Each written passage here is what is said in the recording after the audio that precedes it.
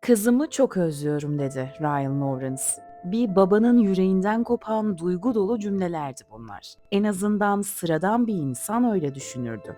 Düşünmeliydi. Ancak o kadar trajik bir olayın içindeyiz ki kendi kızını kendisi öldürmüştü. Ve şöyle devam etti. "Ailemin taşıdığı bütün acıyı ortadan kaldırmak isterim elbette. Onların yanında olabilseydim bunu da yapardım."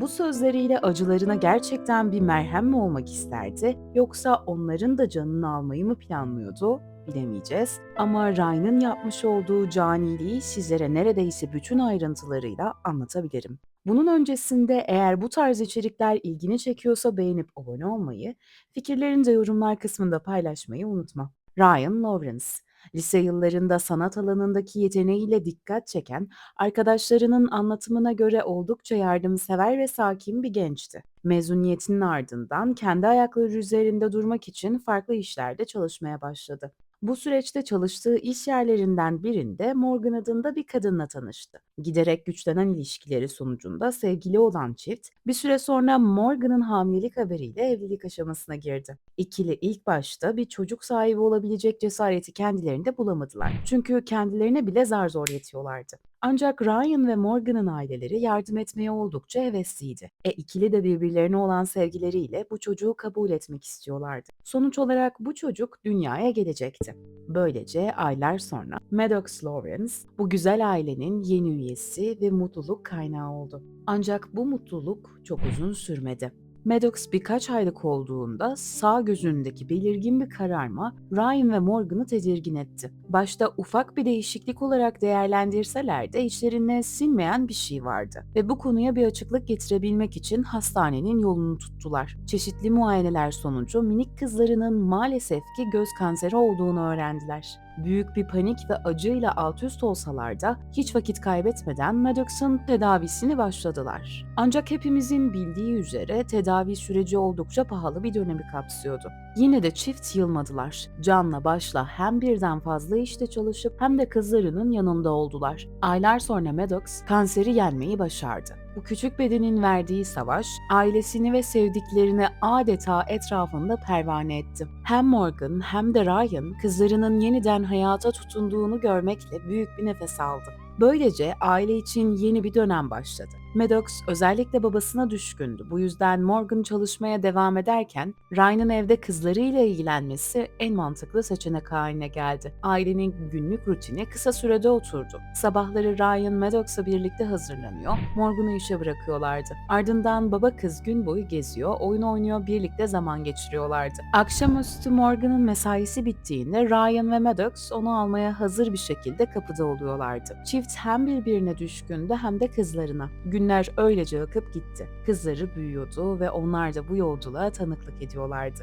20 Şubat 2016'da aile her zamanki gibi bir gün yaşıyordu. Morgan işe bırakılmıştı, baba kız ise beraber vakit geçiriyorlardı. Ancak bugün biraz farklı bir şekilde ilerlemişti. Ryan küçük Maddox'u önce parka götürdü. Eve döndüklerinde ise Morgan'a özel kızlarıyla birlikte küçük bir video çekti. Her şey dışarıdan bakıldığında normal görünüyordu. O sırada Morgan iş yerinde mesaisini bitirmişti. Her zamanki gibi Ryan'ın kendisini almaya gelmesini bekliyordu. Saat ilerledikçe içini hafif bir huzursuzluk kaplamaya başladı ama bunu bastırmaya çalıştı. Belki trafik vardır, belki Maddox'a oyuna dalıp zamanı unutmuşlardır diye düşündü. Fakat bekleyiş uzadıkça endişesi daha da arttı. Morgan önce defalarca Ryan'ı aradı. Telefon çaldı, çaldı ama asla açan olmadı. Bunun üzerine ilk kez eve tek başına dönmeye karar verdi. Bu evlilikleri boyunca hiç yaşamadığı bir durumdu. Eve vardığında arabayı dışarıda buldu. Kapılar kilitli değildi ve anahtar kontakta duruyordu. Arabanın üzerine iliştirilmiş küçük bir kağıt parçası dikkatini çekti. Üzerinde yalnızca şu cümle yazıyordu: "Gidiyorum ve kızımı da yanımda götürüyorum." Panikle tekrar telefonuna sarıldı, Ryan'ı aradı. Bu sırada çantasından anahtarını çıkarıp titreyen ellerle kapıyı açmaya çalışıyordu. Telefon yine çaldı ama cevap yoktu. Eve girdiğinde ilk bakışta bir boğuşma ya da kırılıp dökülmüş bir eşya görmedi. Fakat evin sessizliğinde onu bekleyen çok daha kötü bir şey vardı. Ryan'ın bıraktığı bir video. Yaklaşık 8 dakika uzunluğunda Morgan'ın hayatında izlemek zorunda kaldığı en sarsıcı görüntüleri içeriyordu. Bu video hiçbir zaman halka açıklanmayacaktı. Fakat Morgan her saniyesine tanıklık etmişti. Sevdiği, güvendiği adamın aslında bambaşka birisi olduğunu yalnızca o an fark edebilmişti. Bunu nasıl daha önce anlayamadığını kendine defalarca sordu. Nitekim bu sorgu büyük bir ihtimal hayatının sonuna dek onu takip edecek bir gerçeklikti. Videoda Ryan tutarsız davranışlar sergiliyor, artık dayanamadığını, kendisine ya da kızına zarar verebileceğini ima eden cümleler kuruyordu. Tavırları, sözleri, her şey tehlikeli bir zihinsel çöküşün işaretlerini taşıyordu. Aslında bu zihinsel bir çöküş değildi. Yalnızca kocası tarafından öyle yansıtılmak istenmişti. Morgan artık zamanının her saniyesinin kritik olduğunu biliyordu. Telefonunu eline aldı ve bu sefer polisi aradı. If you're listening, please just bring Maddox home.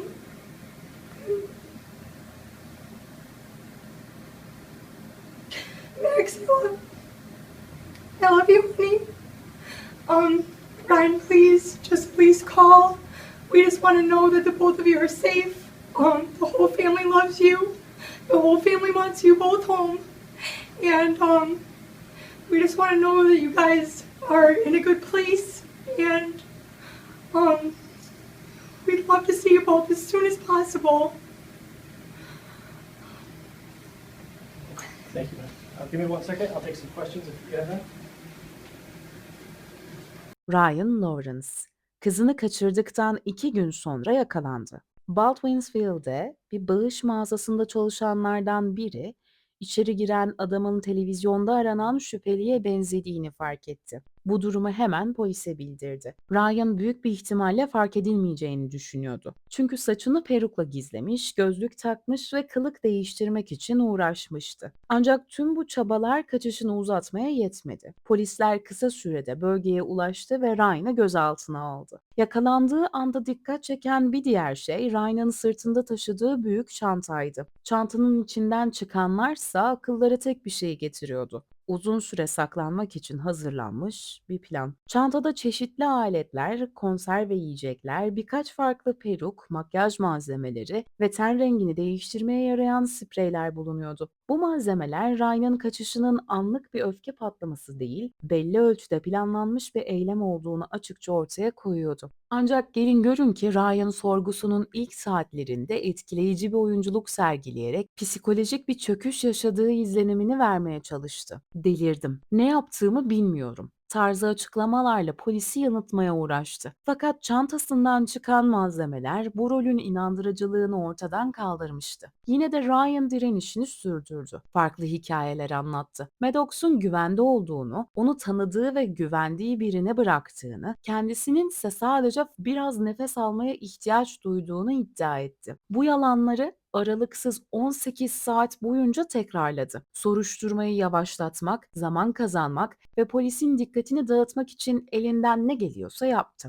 Tabii bir noktada bütün ipler koptu. Ryan Lawerence kızını öldürdüğünü itiraf etti. Ryan küçük kızını şehirden uzak, izole bir ormanlık alana götürdü. Burada yanına getirmiş olduğu tahta beyzbol sopasıyla Maddox'a defalarca vurdu. Bu vahşi saldırı henüz 21 aylık olan küçük bedenin dayanabileceğinden çok daha fazlasıydı ve Maddox oracıkta hayatını kaybetti. Ryan bununla da yetinmedi. Kızının cansız bedenini küçük bir çantanın içine yerleştirip kızının bedenini yakmaya çalıştı. Ardından geri kalan kalıntıları küçük bir plastik kabın içine doldurdu. Hiç kimsenin bu kabı bulamayacağına inanarak onu nehir yatağına attı. Böylece izleri tamamen yok ettiğini düşünerek oradan ayrıldı. Ryan Lawerence davasının ilk duruşması 24 Şubat 2016'da gerçekleştirildi. Bu duruşmada Ryan'a resmi olarak yöneltilen suçlamalar okundu: 1. derece cinayet ve kaçırma. Savcılık, Ryan'ın davranışları ve olayın niteliği nedeniyle tutuksuz yargılanmasının uygun olmadığını belirterek teminatsız tutukluluğun devamını talep etti.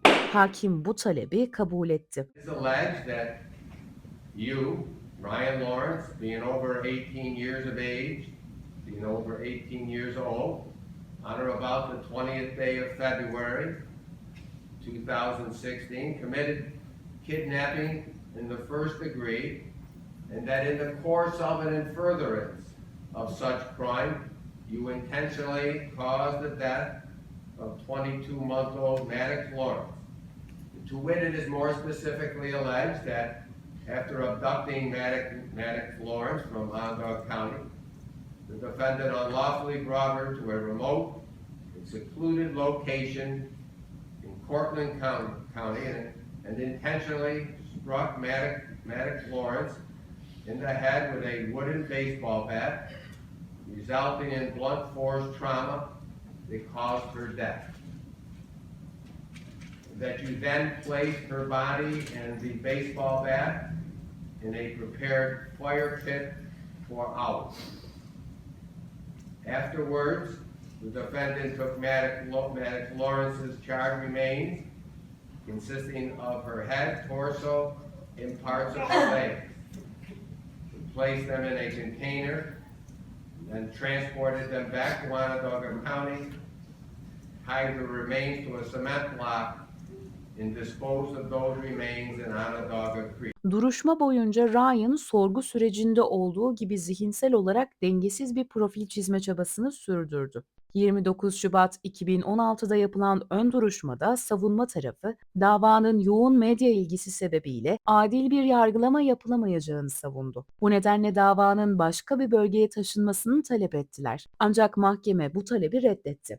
Aynı gün süreç için yeni tarihlemeler yapıldı. 9 Mayıs'ta ek bir ön duruşma, 19 Eylül 2016'da ise ana duruşma yapılmasına karar verildi. Bu süreçte savcılık Ryan'ın polis sorgusunda verdiği ayrıntılı cinayet itirafının delil olarak kullanılmasını talep etti. Hakim 19 Ağustos 2016'da bu delilin kullanılmasına izin verdi. Savunma tarafı ise Ryan'ın aşırı duygusal bir çöküş yaşadığı iddiasıyla suçlamanın derecesinin düşürülmesini istedi. Fakat bu talep de kabul edilmedi. Ryan Lawerence 15 Eylül 2016'da davanın jüri önüne gitmemesi için suçunu kabul etti. Bu kararla birlikte yalnızca cinayeti resmi olarak üstlenmiş olmadı. Aynı zamanda temyiz hakkından da tamamen feragat etti. All of those allegations true? Yes, sir.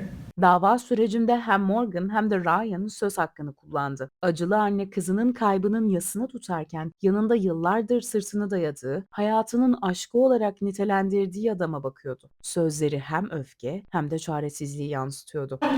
Had the audacity of his to make such an uneducated decision on behalf of everyone in Maddox's life.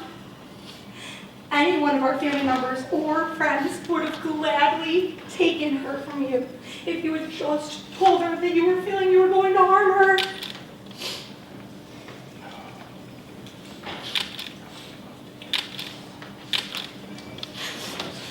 Okay.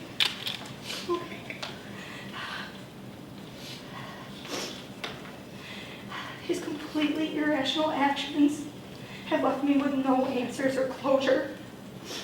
Ryan has not only taken my daughter away, but also abandoned me as well, leaving me with feelings of extreme loneliness and sadness. This situation also leaves me questioning my own judgment of others' intentions and their character. Burying my daughter alone was the single most howling experience I've ever endured. Knowing her death was at the hands of the man that I once loved and trusted with our lives shakes me to the core. Because of what Ryan has done, I can never again be sure that I know someone for who they truly are. Ryan Lawrence's actions have affected the lives of others as well. Maddox was loved by everyone she met. She was strong and inspiring. She's missed greatly by everyone who knew her.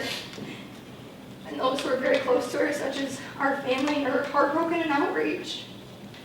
I want her to be known for who she was, and I want to be known for the loving mom and wife that I truly was. As a result of Ryan's actions, I need for him to spend the rest of his lifetime in prison. I fear for my safety, and I fear for the safety of others if he released back into the community. He's deceived everyone in his life with ease. And he's betrayed all of us with his actions. He's charismatic and believable when he wants to manipulate a situation in his favor. Before parole board in 25 years from now, he may seem remorseful, he may beg and plead to be released, he may claim to be changed. Please don't be fooled. He's a monster. And I truly do believe he'll kill again if given the chance. Don't give him that chance.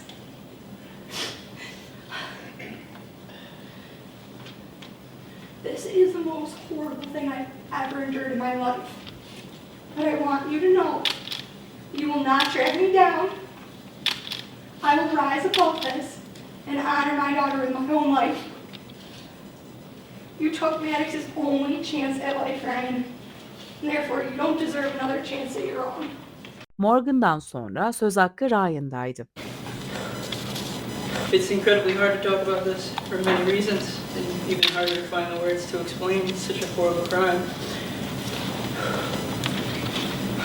It's with all of my heart that I convey my sincerest apology to everyone for taking Maddox from her family and everyone who loved her. I'm also utterly sorry for denying Maddox her chance at life. I can't expect your forgiveness, but I tell you now that the sorrow I feel for what I've done is complete and comes from the deepest depths of my being. This sorrow I feel has nothing to do with being in jail, but for the pain, for the loss of Maddox. I miss her so bad. Max is the most beautiful thing I've ever seen, and the best thing that's ever happened to me. I'd say that to her all the time, and to anyone else who'd listen.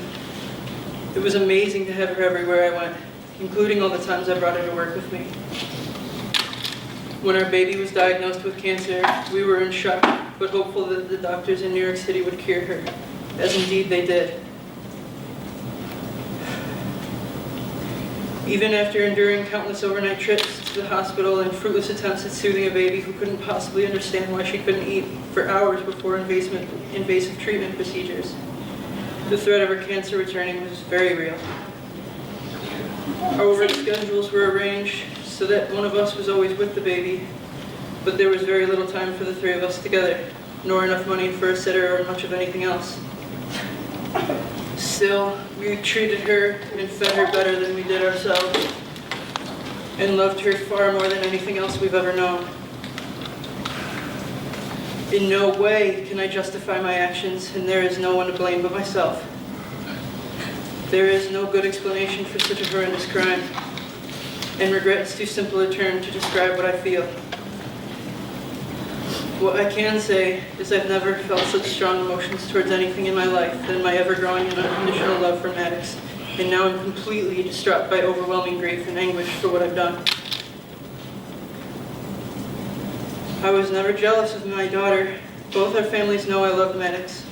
If anything, I only wanted more for her. Max was always at the top of my list, and is constantly, to this day, the focal point of my thoughts and actions since she first came into my life. I'll never overcome this feeling of loss, but I will spend the rest of my life trying to figure out how I got to such a dark, irrational state. She was my life's purpose, and making her happy was my job. Such strong feelings of love, however, brought equally strong feelings of fear and uncertainty when it came to my responsibility for her happiness.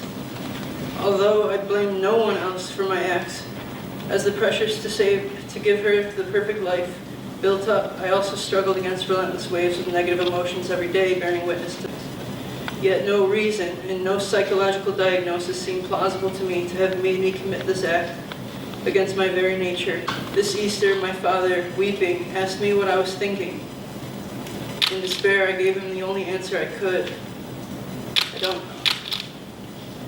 Although these pressures led me to this unthinkable act, I cannot now make sense of what I did.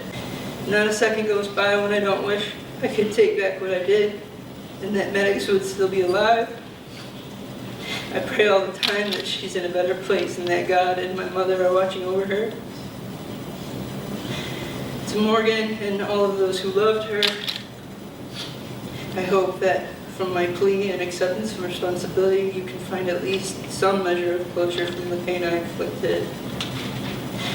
This was and is, without question, the worst act I will ever commit.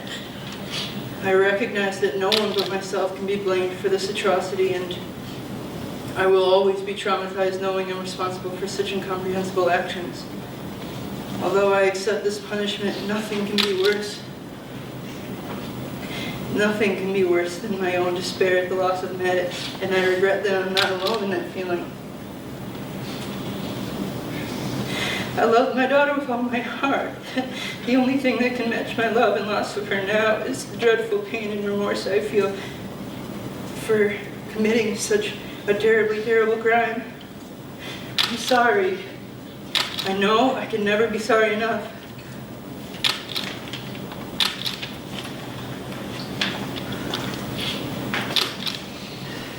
Ayrıca bu duruşmada Morgan'ın ebeveynleri de söz hakkı aldı. Breaks every time I think of her situation.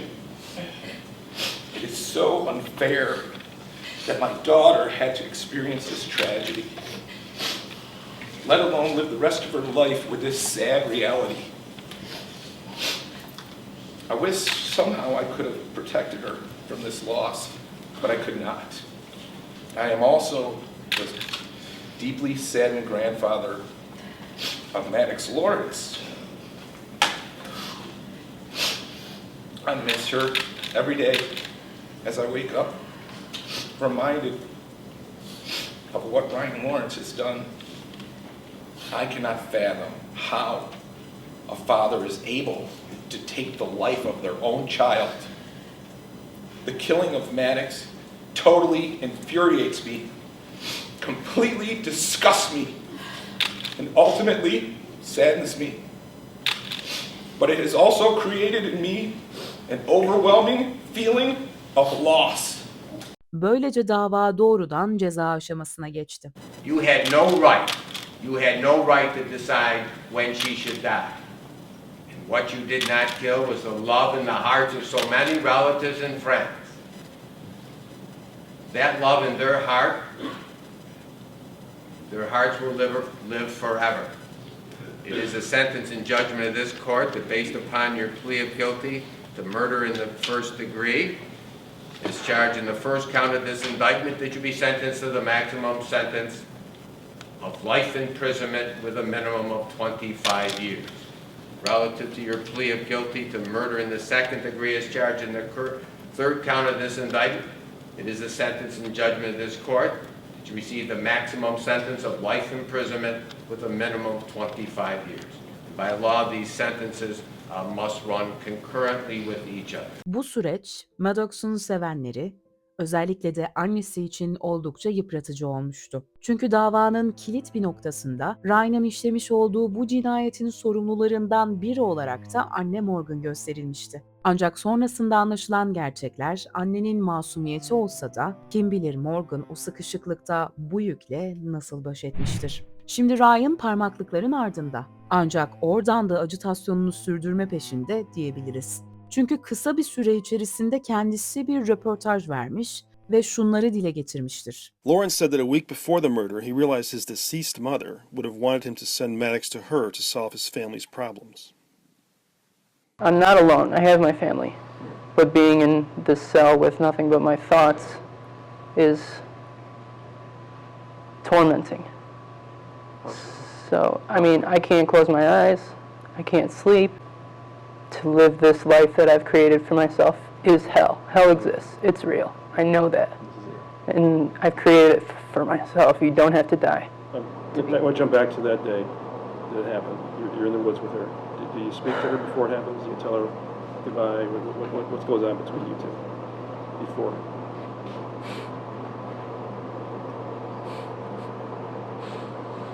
Yeah, I told her goodbye. What did you say? I told her Max, we're going on another trip. I'm gonna see you soon. Daddy's just got something to take care of real quick.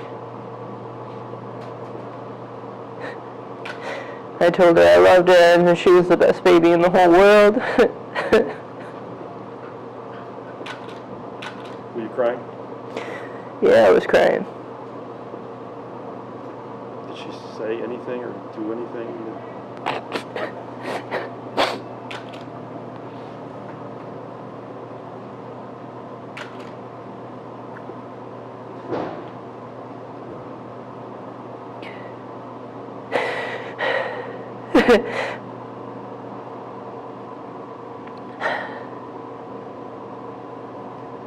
I don't really want to talk about this. Okay. So you were thinking about down the road, covering up what you've done to keep from being prosecuted. Yeah. I mean, a lot of people would hear that and say, well, you were just trying to get away with it and never have to pay for your crime. What do you say to those people? I'd say that's ridiculous. I pay for it every day, even if I wasn't out. I still wake up hearing her voice. I still, every time I close my eyes, I see her and what I've done. I have to live every day without her. In that moment, before you did this, did you again hear from your mother or God telling you that bring her here? I mean, did that come back, or was that just the week before that came up? Yeah, I mean, I heard my mom. I heard what I thought was my mom Right. that day. Saying what? Just saying, let me take care of her. Okay. Give her to me. And then I said, no, like, I want to take care of her. Like, this is my job. But then some other voice said, you're selfish for keeping Max here. While you're suffering, while Morgan's suffering, like, Max doesn't deserve this. Whose voice was that? I don't know. I'm not this monster that people try to portray me to be on the media. What I did was horrible. What I did was wrong. What I did was unfair. What I did was illegal. Yeah. And evil,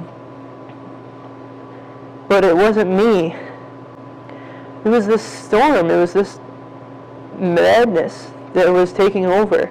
You could just be evil? Does that come through your mind, that this is... I don't think so, because what I was trying to do was not evil. I wasn't trying to hurt anybody. I was trying to save Max. I was trying to save my wife. I was trying to save my family from hurting, from struggling. In the most selfish act I've ever done, I thought, irrationally, that it was going to be the most selfless thing I would ever do. And you realize how crazy that sounds. I mean, Yes. I know you do, right? Would you say you'd do anything to make the grief you caused Morgan and the rest of the family go away? I would do anything to take their pain away. I never intended to put them in this. Would you go as far as to say, I vow to never go up for parole? If that's something they would be glad, that would make them at least feel a little better.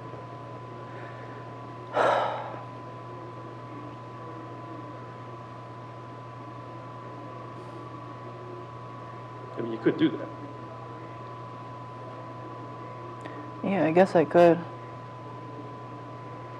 But I